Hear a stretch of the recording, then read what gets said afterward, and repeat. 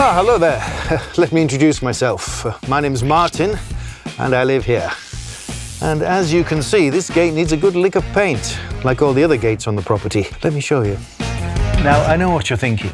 Why use a solvent-based paint when I could use a water-based paint instead? Well, if you want to protect exterior metal structures efficiently, you need to use a solvent-based paint, as it's much more resistant. A water-based paint simply can't resist rain, cold, wind, or even sunshine for long. So we need solvent-based paints for all kinds of surfaces that face harsh weather conditions.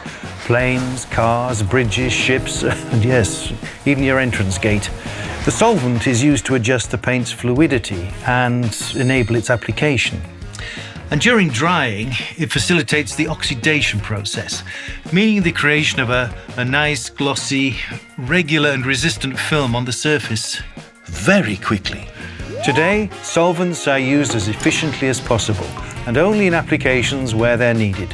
Here, solvents are necessary for making the paint stick to my metal gate for a long time, allowing me to use a strict minimum of paint, as I only need to paint once, and look at the weather. And I can even paint at this temperature. I always try to have a well-considered use of solvent-based paints and sprays. Is it necessary to use them for the job in hand? If so, I read the label and, if needed, protect myself to avoid exposure. Learn more about solvents and their essential uses on our website.